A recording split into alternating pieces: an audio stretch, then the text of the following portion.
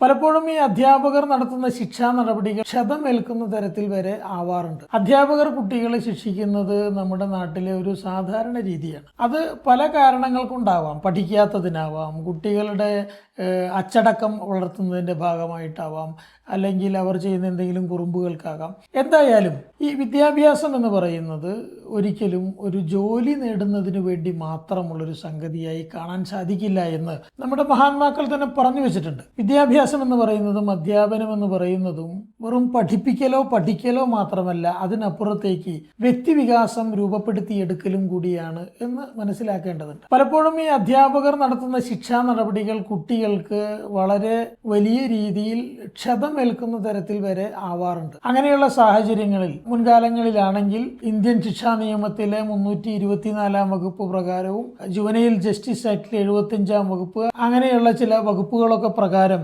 അധ്യാപകർക്കെതിരെ case എടുക്കാറുണ്ട്. അപ്പോൾ അധ്യാപകർ കുട്ടികളെ ശിക്ഷിക്കുന്നത് മറ്റ് യാതൊരു ദുരുദ്ദേശവും ഇല്ലാതെയാണെങ്കിൽ, അവർക്ക് അങ്ങനെ ഒരു ഇൻറ്റൻഷൻ ഇല്ലെങ്കിൽ, അവർ കുട്ടികളെ ശിക്ഷിക്കുന്നത് അവരുടെ പെരുമാറ്റം മെച്ചപ്പെടുത്തുന്നതിന് വേണ്ടിയോ അവരുടെ സ്വഭാവ രീതികളിൽ ഗുണം വരുത്തുന്നതിന് വേണ്ടിയോ അവർക്ക് ഒരു അച്ചടക്കം ഉണ്ടാക്കിയെടുക്കുന്നതിന് വേണ്ടിയോ ഒക്കെ ആണെങ്കിൽ, അവരുടെ ഉദ്ദേശം സതുദ്ദേശമാണെങ്കിൽ, അവർ ചെയ്യുന്ന ഇത്തരം ശിക്ഷാ നടപടികൾ ഒരിക്കലും ഒരു കുറ്റകൃത്യമായി കാണാൻ സാധിക്കില്ല എന്നാണ് 2025 ഒക്ടോബർ മാസം 16 ബഹുമാനപ്പെട്ട കേരള ഹൈക്കോടതി നടത്തിയ ഒരു വിധിന്യായത്തിൽ പറഞ്ഞു വെച്ചിട്ടുള്ളത്.